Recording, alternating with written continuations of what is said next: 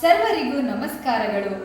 ಜನನೀಂ ಜನ್ಮಭೂಮಿಶ್ಚ ಸ್ವರ್ಗಾದಪಿ ಗರೀಯಸಿ ಎಂಬ ಸಾಲುಗಳನ್ನು ಪ್ರಸ್ತುತಕ್ಕೆ ಸ್ಮರಿಸುತ್ತಾ ಇಂದು ಸರ್ದಾರ್ ವಲ್ಲಭಭಾಯಿ ಪಟೇಲ್ ರವರ ಜನ್ಮದಿನವನ್ನು ನಾವೆಲ್ಲರೂ ರಾಷ್ಟ್ರೀಯ ಏಕತಾ ದಿವಸ್ ಎಂದು ಆಚರಣೆ ಮಾಡುತ್ತಿದ್ದೇವೆ. ಏನಿದು ರಾಷ್ಟ್ರೀಯ ಏಕತಾ ದಿವಸ್? ಯಾಕೆ ನಾವು ರಾಷ್ಟ್ರೀಯ ಏಕತಾ ದಿವಸ್ ಅನ್ನುವಂತಹ ದಿನವನ್ನ ಸರ್ದಾರ್ ವಲ್ಲಭಭಾಯಿ ಪಟೇಲ್ ರವರ ಜನ್ಮದಿನದಂದೇ ಆಚರಿಸಬೇಕು ಎನ್ನುವಂತಹ ಹಿನ್ನೆಲೆಯನ್ನ ಸಂಕ್ಷಿಪ್ತವಾಗಿ ತಿಳಿದುಕೊಳ್ಳೋಣ. ಸರ್ದಾರ್ ವಲ್ಲಭಭಾಯಿ ಪಟೇಲ್ ರವರು 1875 ಅಕ್ಟೋಬರ್ 31ರಂದು ಗುಜರಾತಿನ ನಾಡಿಯಾಡ್ ಎಂಬ ಗ್ರಾಮದಲ್ಲಿ ತಂದೆ ಜಾವೇರ್ಭಾಯ್ ಪಟೇಲ್, ತಾಯಿ ಲಾಡ್ಬಾರ್ ಅವರ ಮಗನಾಗಿ ಜನಿಸ್ತಾರೆ. ಇವರ ಪೂರ್ಣ ಹೆಸರು ವಲ್ಲಭಭಾಯಿ ಜವೇರ್ಭಾಯಿ ಪಟೇಲ್ ಆಗಿರುತ್ತೆ. ಇವರು ತಮ್ಮ ಪ್ರಾಥಮಿಕ ಶಿಕ್ಷಣವನ್ನು ಮುಗಿಸಿದ ನಂತರ ಮೆಟ್ರಿಕ್ಯುಲೇಷನ್ ಅನ್ನ ನಾಡಿಯಾಡ್ ಗ್ರಾಮದಲ್ಲೇ ಮುಗಿಸಿ ನಂತರ ಉನ್ನತ ಶಿಕ್ಷಣಕ್ಕಾಗಿ ಲಂಡನ್ಗೆ ಹೋಗಬೇಕು, ನಾನು ಬ್ಯಾರಿಸ್ಟರ್ ಪಡಿಬೇಕು, ನಾನು ಉತ್ತಮ ನ್ಯಾಯಾಲಯಗಳಲ್ಲಿ ಉತ್ತಮ ವಕೀಲನಾಗಿ ದೇಶಕ್ಕಾಗಿ ಕಾರ್ಯನಿರ್ವಹಿಸಬೇಕು ಅನ್ನುವಂತಹ ಕನಸುಗಳನ್ನು ಇಟ್ಟುಕೊಂಡಂತಹ ಹುಡುಗನಾಗಿರ್ತಾರೆ. ಆದರೆ ಇವರ ತಂದೆ ಜಾವೇರ್ಭಾಯ್ ಪಟೇಲ್ ರವರು 1857ರಲ್ಲಿ ನಡೆದಂತಹ ಭಾರತದ ಪ್ರಥಮ ಸ್ವಾತಂತ್ರ್ಯ ಸಂಗ್ರಾಮದಲ್ಲಿ ಪಾಲ್ಗೊಂಡಂತಹ ವೀರ ವ್ಯಕ್ತಿಯಾಗಿರ್ತಾರೆ. ಆ ವ್ಯಕ್ತಿ ಹೊಲದಲ್ಲಿ ಕೆಲಸ ಮಾಡುವಾಗ ತನ್ನ ಮಗನಿಗೆ ಸ್ವಾತಂತ್ರ್ಯ ಹೋರಾಟಗಾರರ ಕಥೆಗಳನ್ನು ಹೇಳ್ತಾ ಹೇಳ್ತಾ ಹೇಳ್ತಾ ಆ ಕಥೆಗಳನ್ನು ಇವರು ಕೇಳಿ ಕೇಳಿ ಒಂದು ಪ್ರೇರಣಾದಾಯಕವಾದಂತಹ ಸ್ಫೂರ್ತಿದಾಯಕವಾದಂತಹ ದೇಶಭಕ್ತಿಯನ್ನು ಎದೆಯಲ್ಲಿ ತುಂಬಿಕೊಂಡು ಬೆಳೀತಾರೆ. ಆದರೆ ಇವರು 4ನೆಯ ಮಗುವಾಗಿ ಜನಿಸಿದ್ರಿಂದ ಇವರ ಅಣ್ಣಂದಿರು ಮತ್ತು ತಮ್ಮ ತಂಗಿಯರ ಎಲ್ಲ ಜವಾಬ್ದಾರಿಗಳು ಕೂಡ ಇವರ ಒಂದು ಕುಟುಂಬದ ಮೇಲೆ ಇದ್ದಿದ್ದರಿಂದ ಇವರು ಮಧ್ಯಮ ವರ್ಗದ ಕುಟುಂಬದಲ್ಲಿ ಜನಿಸಿದ್ರಿಂದ ಇವರಿಗೂ ಕೂಡ ಲಂಡನ್ಗೆ ಹೋಗಿ ಬ್ಯಾರಿಸ್ಟರ್ ಪದವಿಯನ್ನು ಪಡೆದು ನಾನು ವಕೀಲನಾಗೋದು ಹೇಗೆ, ಅತ್ಯುನ್ನತ ನ್ಯಾಯಾಲಯಗಳಲ್ಲಿ ಹೇಗೆ ನಾನು ಕಾರ್ಯವನ್ನು ನಿರ್ವಹಿಸೋದು ಅನ್ನುವಂಥ ಪ್ರಶ್ನೆ ಮೂಡಿದಾಗ ಕಷ್ಟಪಟ್ಟು ದುಡಿತಾ ದುಡಿತಾ ಓದ್ತಾ ಇವರೇನು ಮಾಡ್ತಾರೆ, ಒಂದಷ್ಟು ಹಣವನ್ನು ಕೂಡಿಸಿರ್ತಾರೆ.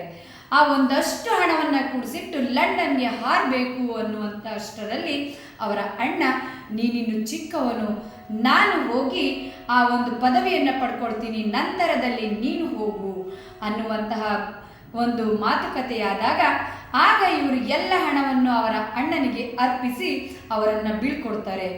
ಅವರು ಲಂಡನ್ಗೆ ಹೋಗಿ ಪದವಿಯನ್ನು ಪಡೆಯುವಂತಹ ಸಂದರ್ಭದಲ್ಲಿ ಇವರು ಇಲ್ಲಿ ಕುಟುಂಬದ ಎಲ್ಲ ಜವಾಬ್ದಾರಿಗಳನ್ನು ಹೊತ್ತು ನಿಭಾಯಿಸಿಕೊಂಡು ಹೋಗ್ತಾ ಇರ್ತಾರೆ.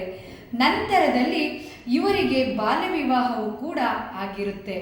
ಆ ಬಾಲ್ಯ ವಿವಾಹದ ಒಂದು ಸ್ವಲ್ಪ ವರ್ಷಗಳ ಕಾಲ ತಮ್ಮ ಜೀವನ ನಡೆಯೋದು 2 ಮಕ್ಕಳು ಕೂಡ ಆಗ್ತಾರೆ. ಆ 2 ಮಕ್ಕಳಾದ ನಂತರ ಸ್ವಲ್ಪ ವರ್ಷಗಳಲ್ಲೇ ಇವರ ಹೆಂಡತಿಗೆ ಕ್ಯಾನ್ಸರ್ ಮೂಲದ ಒಂದು ಕಾಯಿಲೆ ಕಾಣಿಸಿಕೊಂಡಾಗ ಅವರು ತೀರ್ಕೊಳ್ತಾರೆ. ಅಂತಹ ಒಂದು ಸಂದರ್ಭದಲ್ಲಿಯೂ ಕೂಡ ಇವರ ಕನಸು ಮಾತ್ರ ಬ್ಯಾರಿಸ್ಟರ್ ಪದವಿಯನ್ನು ಪಡಿಲೇಬೇಕು ಅನ್ನುವಂಥ ಹುಚ್ಚು ಕನಸಾಗಿರುತ್ತೆ. ಆಗ ಇವರು ಲಂಡನ್ಗೆ ಹೋಗಿ ಬ್ಯಾರಿಸ್ಟರ್ ಪದವಿಯನ್ನು ಪಡೆದು ಮತ್ತೆ ಭಾರತಕ್ಕೆ ಬರ್ತಾರೆ. ಅದಾದ ನಂತರದಲ್ಲಿ ಇವರು ಆ ಒಂದು ಸಂದರ್ಭದಲ್ಲಿ ವಕೀಲ ವೃತ್ತಿಯನ್ನು ಆರಂಭ ಮಾಡಿ ಯಾವುದೇ ಒಂದು ಕೇಸ್ಗಳನ್ನು ಪ್ರಕರಣಗಳನ್ನು ತಗೊಂಡ್ರೂ ಕೂಡ ಆ ಪ್ರಕರಣಗಳಿಗೆ ಜಯವನ್ನು ಸಾಧಿಸಿಕೊಡುವಂಥ ಶಕ್ತಿ ಇವರಲ್ಲಿರುತ್ತೆ. ಆ ಜಯವನ್ನು ಸಾಧಿಸಿ ಕೊಡ್ತಾ ಕೊಡ್ತಾ ಕೊಡ್ತಾ ಇವರಿಗೆ ಎಂತಹ ಒಂದು ಛಲವಿರುತ್ತಪ್ಪ ಅಂತಂದರೆ ಕಂಡದ್ದನ್ನು ಕಂಡ ಹಾಗೇನೆ ಖಂಡಿಸುವಂತಹ ನೇರ ನಡೆ ದಿಟ್ಟತನ ಅನ್ನುವಂಥದ್ದು ರಕ್ತಗತವಾಗಿಯೇ ಬೆಳೆದು ಬಂದಿರುತ್ತೆ ಸರ್ದಾರ್ ವಲ್ಲಭಭಾಯಿ ಪಟೇಲ್ ರವರಿಗೆ. ಅಂತಹ ಸಂದರ್ಭದಲ್ಲಿ ಇವರಿಗೆ ಗಾಂಧೀಜಿಯವರ ಪರಿಚಯವಾಗಿರುತ್ತೆ.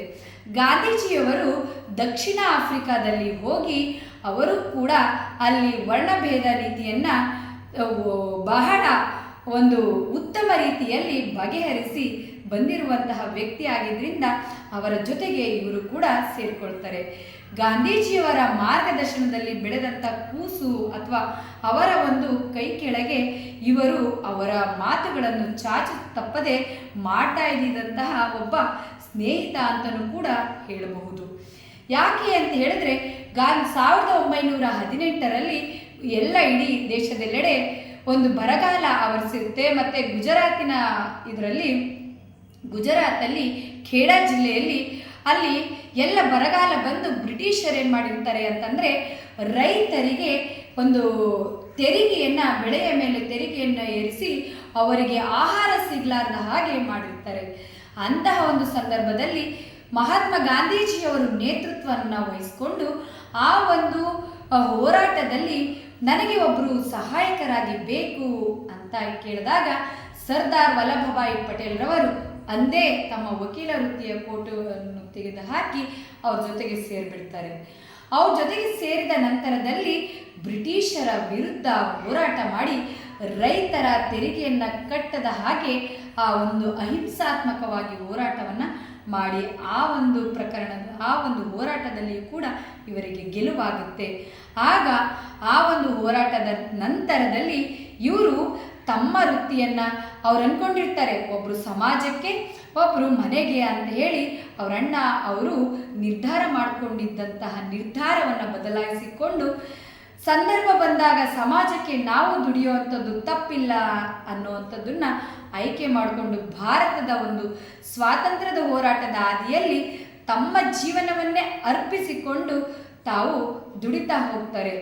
1928ರಲ್ಲಿ ಭಾರತದಲ್ಲಿ ಒಂದು ಹೋರಾಟ ನಡೆಯುತ್ತೆ. ಅಲ್ಲೂ ಕೂಡ ಭೂ ತೆರಿಗೆಯನ್ನು ಹೆಚ್ಚು ಮಾಡಿರ್ತಾರೆ ಬ್ರಿಟಿಷರು.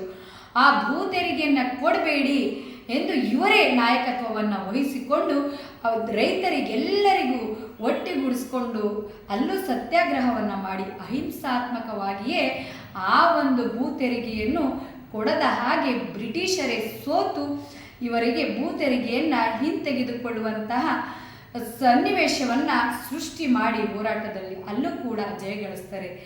ಆ ಹೋರಾಟದ ಸಂದರ್ಭದಲ್ಲಿ ಇವರಿಗೆ ಸರ್ದಾರ್ ಎಂಬ ಬಿರುದು ಲಭ್ಯವಾಗುತ್ತೆ ಜನರಿಂದ. ಹಾಗೆಯೇ ಸರ್ದಾರ್ ಎಂದರೆ ನಾಯಕತ್ವವನ್ನು ವಹಿಸಿಕೊಂಡು ನಾಯಕನಾಗಿ ಮುನ್ನಡೆಸುವವನು ಎಂಬ ಅರ್ಥವನ್ನು ಕೊಡುತ್ತದೆ.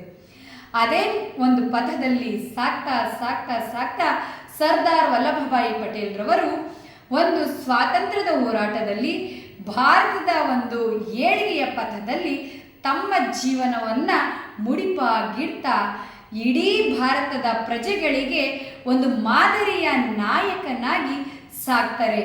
ಇವರಿಗೆ ಉಕ್ಕಿನ ಮನುಷ್ಯ, ಉಕ್ಕಿನ ಮನುಷ್ಯ ಅಂತಲೂ ಕೂಡ ಕರೀತಾರೆ. ಅಂದರೆ ಐರನ್ ಮ್ಯಾನ್ ಆಫ್ ಇಂಡಿಯಾ ಅಂತಲೂ ಕೂಡ ಹೇಳ್ತಾರೆ. ಅಂತಂದರೆ ಅಷ್ಟು ಗಟ್ಟಿ ನಿರ್ಧಾರಗಳನ್ನು ಇವರು ತಗೊಳ್ತಿದ್ರು ಅಂತ. ಇವರ ನಿರ್ಧಾರಗಳನ್ನು ಬದಲಾವಣೆ ಮಾಡಲಿಕ್ಕೆ ಯಾರ ಕೈಯಿಂದನೂ ಸಾಧ್ಯ ಆಗ್ತಾ ಇರಲಿಲ್ಲ.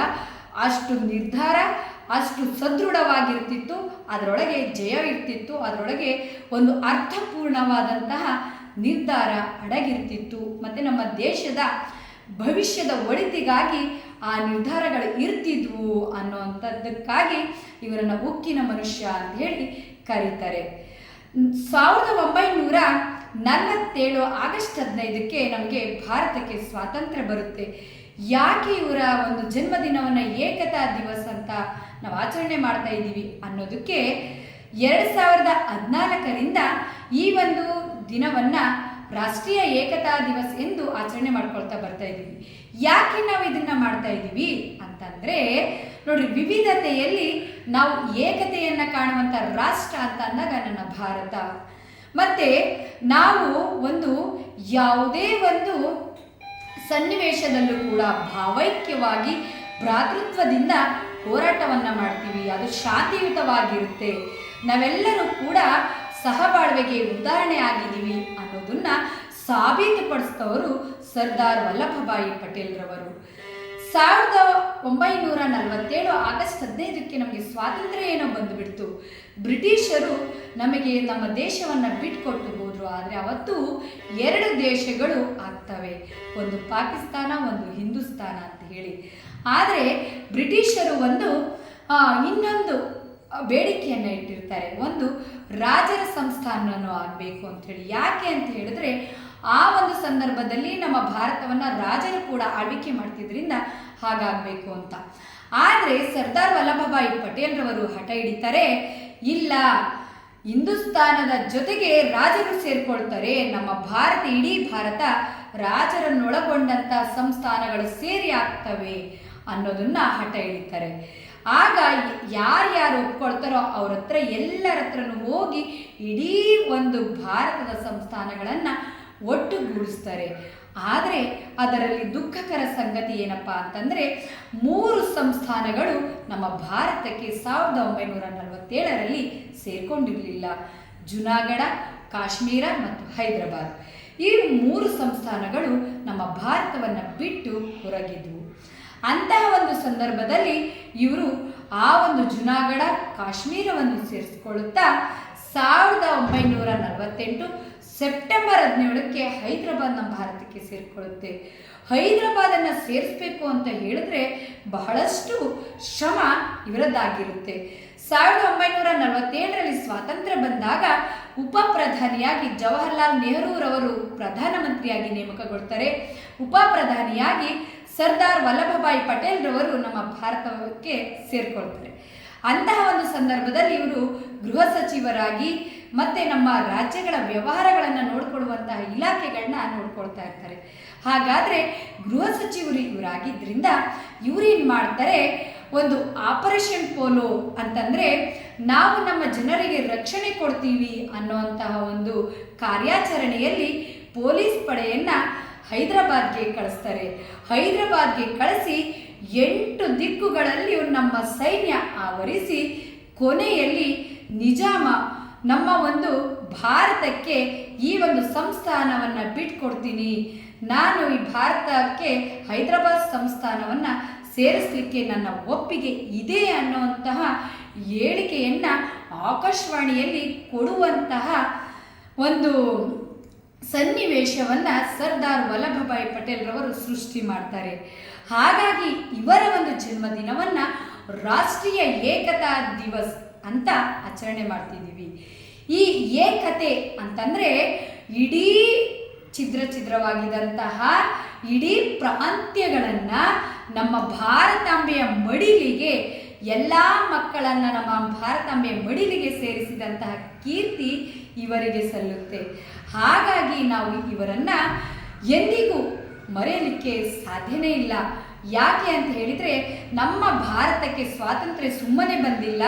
ನಮ್ಮ ಭಾರತದ ಎಲ್ಲ ಪ್ರಾಂತ್ಯಗಳು ಕೂಡ ಈ ಭಾರತಾಂಬೆಯ ಮಡಿಲಲ್ಲಿ ಸುಮ್ಮನೆ ಸೇರಿಲ್ಲ ಅನ್ನುವ ಮಾತು ಎಷ್ಟು ನಿಜವೋ ಅಷ್ಟೇ ಹೋರಾಟದ ಒಂದು ಹಿನ್ನೆಲೆ ಮತ್ತು ಸರ್ದಾರ್ ವಲ್ಲಭಭಾಯಿ ಪಟೇಲ್ ರವರ ಪರಿಶ್ರಮ, ಅವರ ಕಾರ್ಯವೃತ್ತಿ ಅಷ್ಟು ನಿಖರವಾಗಿ, ನಿರ್ಧಾರಿತವಾಗಿ, ಸದೃಢವಾಗಿ ರೂಪುಗೊಂಡಿದ್ದರಿಂದ ಮಾತ್ರ ನಾವು ಇಡೀ ಒಂದು ಭಾರತವನ್ನು ಇಂದು ವಿಶ್ವದಾದ್ಯಂತ ಗುರುತಿಸ್ಕೊಳ್ಳಿಕ್ಕೆ ಸಾಧ್ಯವಾಗಿದೆ ಅಂತ ಹೇಳಲಿಕ್ಕೆ ಹೆಮ್ಮೆ ಅನಿಸುತ್ತೆ.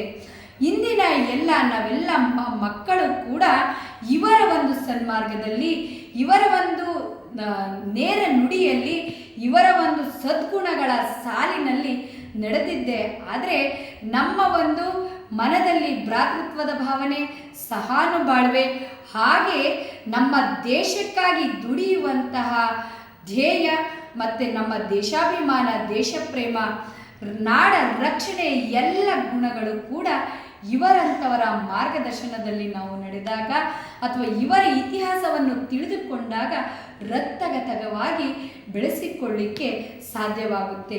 ಇಂದಿನ ಮಕ್ಕಳೇ ಇಂದಿನ ಪ್ರಜೆಗಳು ಅನ್ನುವ ಹಾಗೆ ಮಕ್ಕಳೆಲ್ಲರೂ ಕೂಡ ಇವರ ಧೀಮಂತ ನಾಯಕರ ನುಡಿಗಳ ಸಾಲಿನಲ್ಲಿ ನಡೆಯುತ್ತಾ ನಮ್ಮ ದೇಶದ ಒಂದು ಬೆಳಕನ್ನು ವಿಶ್ವದೆಲ್ಲೆಡೆ ಸಾರುವಂತಹ ಅಥವಾ ಪ್ರಸಾರ ಮಾಡುವಂತಹ ಕುಡಿಗಳು ನೀವಾಗಬೇಕು ಅನ್ನುವಂಥ ಆಶಯ ನುಡಿಯೊಂದಿಗೆ ಇಂದು ನಾವು 2014ರಿಂದ ರಾಷ್ಟ್ರೀಯ ಏಕತಾ ದಿವಸ್ ಈ ದಿನವನ್ನು ಸರ್ದಾರ್ ವಲ್ಲಭಭಾಯಿ ಪಟೇಲ್ ರವರ ದಿನದಂದು ಆಚರಣೆ ಮಾಡ್ತಾ ಇದ್ದೇವೆ. ಇವರು ಡಿಸೆಂಬರ್ 15, 1950ರಲ್ಲಿ ನಮ್ಮೆಲ್ಲರನ್ನು ಬಿಟ್ಟು ಇಹಲೋಕವನ್ನು ಪ್ರವೇಶ ಮಾಡ್ತಾರೆ. ಆದರೆ ಇವರು ಮಾಡಿದಂತಹ ಸಾಧನೆಗಳು, ಇವರು ಮಾಡಿದಂತಹ ಹೋರಾಟಗಳು, ಇವರು ತೆಗೆದುಕೊಂಡಂತಹ ನಿರ್ಧಾರಗಳು ಮಾತ್ರ ಭಾರತಾಂಬೆಗೆ ಒಳಿತು ರಕ್ಷಣೆಯನ್ನು ಕೊಟ್ಟಿವೆ. ಇವರ ಮಾರ್ಗದಲ್ಲಿ ನಾವೆಲ್ಲರೂ ನಡೆಯುವಂತಹ ಮನಸ್ಸು ಪ್ರೇರಣೆಯನ್ನು ಪಡೆಯುತ್ತಾ ಸಾಗೋಣ ಅಂತ ಹೇಳ್ತಾ ತಮ್ಮೆಲ್ಲರಿಗೂ ಧನ್ಯವಾದಗಳು.